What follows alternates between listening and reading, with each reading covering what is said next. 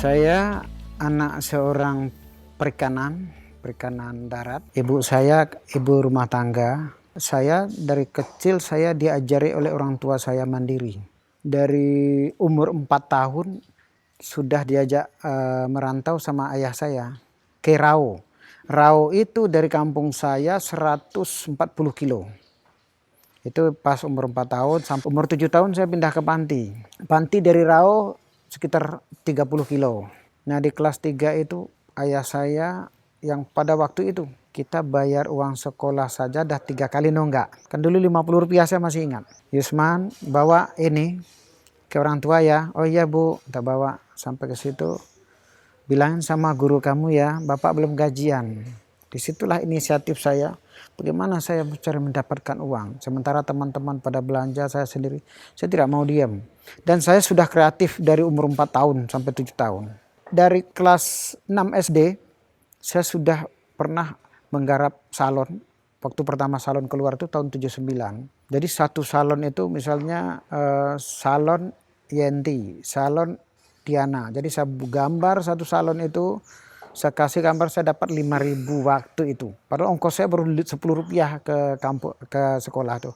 Jalan kaki 2,5 kilo.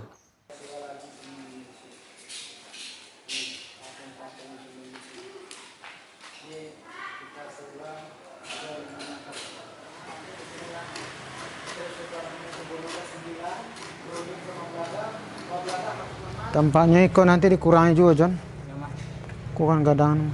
Atau Iko yang ditambah seketek. Tambah seketek.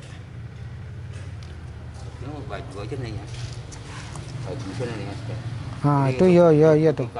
Ya. Kok kemari kalau kan pacah kan? Iya. Berarti kok potong kemari balik, mari balik tuh.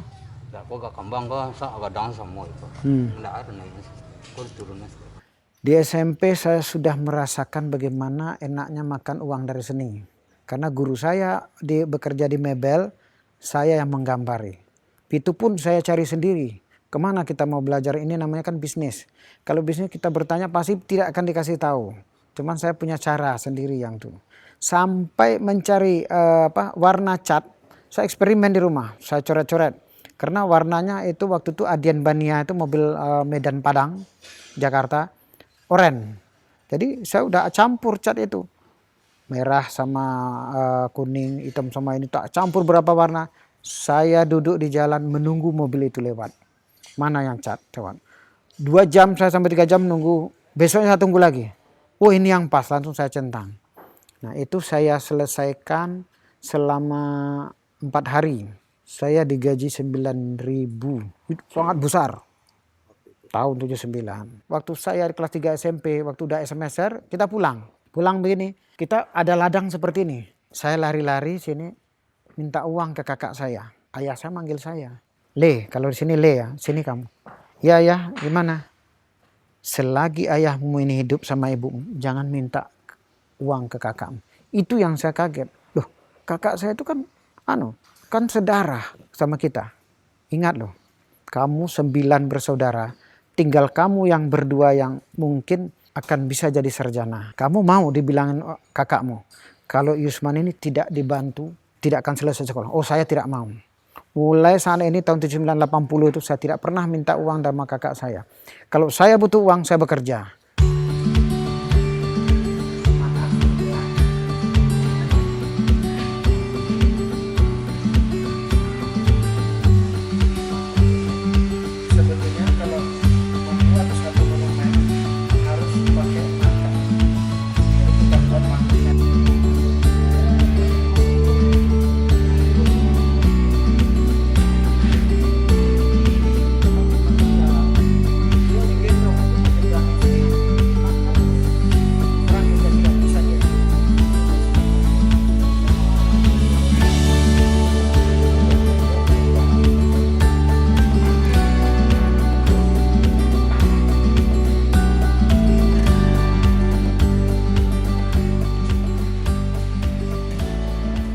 Dari SMSR itu selama 3 tahun saya tidak ada pikiran mau ke Jogja, itu belum ada.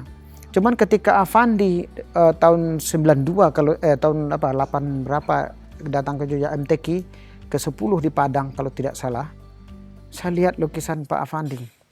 Kok coret-coretan gini aja? Kok mahal tuh di mana? Nah ini yang saya, karena saya semester rasanya kalau membuat orang tuh seperti orang gini. Ini kok gini? Kayak Nadeka, gitu.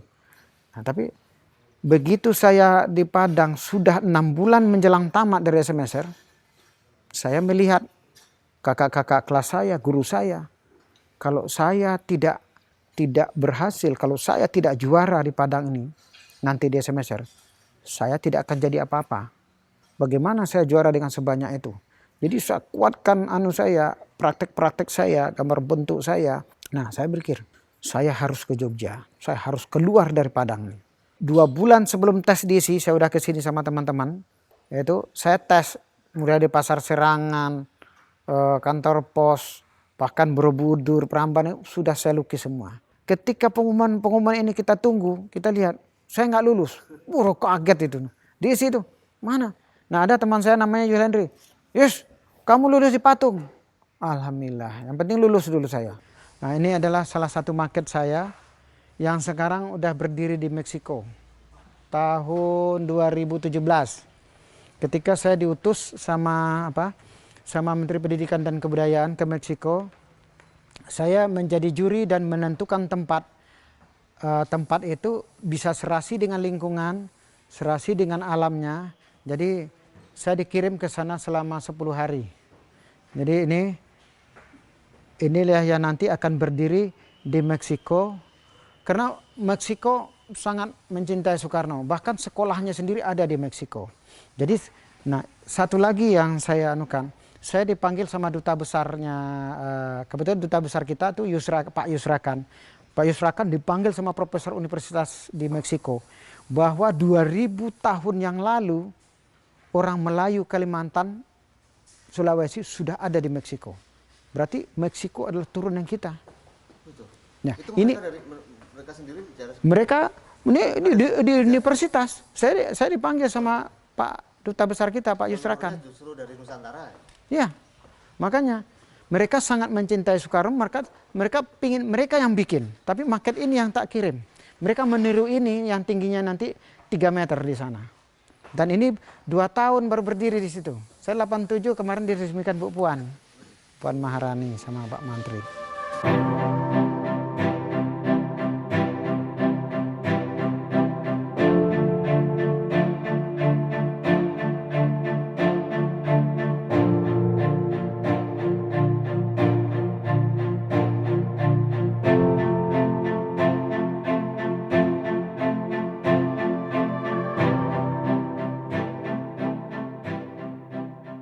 Saya dari SD, dari SMP, saya senang sejarah.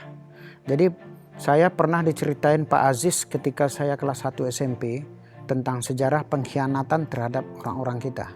Sebenarnya pengkhianatan tidak hanya terjadi di Belanda, orang kita sendiri. Ya benar kalau Pak Karno pernah bilang, musuh kamu yang paling berat bukan hanya berperang dengan orang luar seperti Belanda, tapi orang kamu sendiri. Itu saya menganggap itu benar. Ini nanti akan kita tampilkan di saat pameran 31 nanti, 31 Agustus. Karena mungkin jangankan orang luar, orang kita sendiri juga banyak yang tidak tahu bahwa antara Soekarno dengan HB ke-9 itu ada perjanjian. Jadi bergabungnya NKRI, bergabungnya keraton dengan NKRI. Jadi ini nanti akan kita buat di yang pertama. Ini belum selesai dalam proses. Rencana mau pameran di mana? Di perpustakaan. Besok itu. Ya, itu arahan dari Gus Imangku, kita pameran di perpustakaan. Karena perpustakaan sudah bagus, jadi kenapa kita tidak manfaatkan. Jadi mungkin itu tujuan beliau.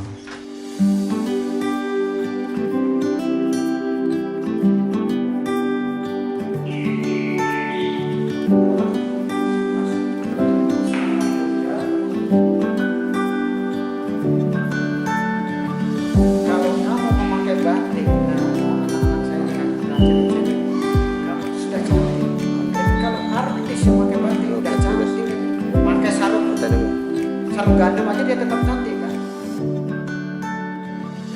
Ini tahun 49 seperti ini. Kayaknya belum ada aspal juga itu. Jadi jalannya jalan tanah. Nanti di sinilah Sri Sultan Hamengkubuwono ke-9 berunding sama Belanda bahwa Belanda harus menarik seluruh pasukannya dari Jogja, keluar dari Jogja. Nah, ini juga di sini nanti akan kita pamerkan.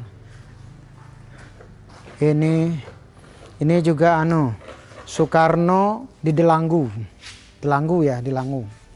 Nah, Delanggu pasukan. Waktu hijrah juga Siliwangi juga ini. Jadi ini nanti sedang kita perbaiki, nanti juga akan kita pamerkan.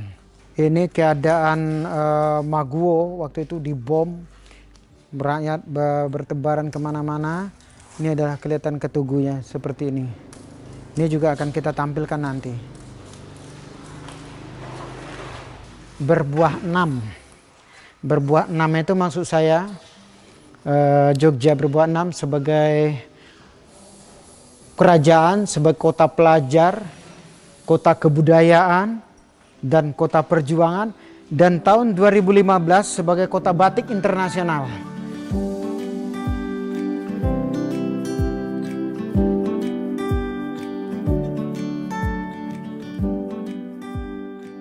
Saya pingin sebetulnya Jogja yang istimewa tetap istimewa dengan sejarahnya, istimewa senimannya. Jadi kita gimana ya, di bawah kepemimpinan Hamengkubuwono ke-10 ini, jadi mungkin sudah mulai berjalan, saya tidak tahu. Tapi sejarah-sejarah masa lalu kita tidak bisa lupakan. Jadi sejarah istilahnya zaman Sultan Agung sampai sekarang. Dan di Jogja sendiri mungkin saya pingin, kalau usulan saya, Jogja ini punya museum istimewa tentang Sewindu kayak gimana, mungkin akan datang, tidak tahu. Ini usulan saya saja. Karena setiap orang datang ke Jogja, di mana-mana ada sejarahnya. Kenapa kita yang istimewa ini tidak punya museum yang istimewa juga? Gitu.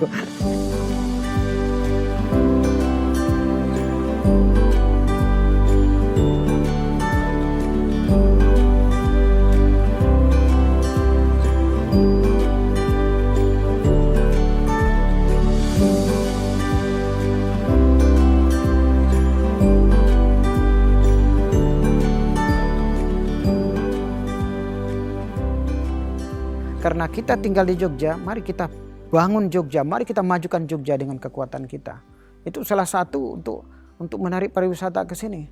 Inilah yang sering saya sampaikan, kita hidup di Jogja, makan di Jogja, tapi kita di luar dari Jogja. Saya tidak menyalahkan itu, karena kita udah menuntut ilmu di Jogja. Mungkin kita udah terkenal karena Jogja dulu kan, baru kita terkenal. Nanti makan di luar enggak apa-apa, tapi mana sih sumbangsih kita untuk Jogja? Itu yang saya cuma menyampaikan itu saja. Coba, mungkin kalau kita kompak seniman-seniman di Jogja ini semua, kita luar biasa.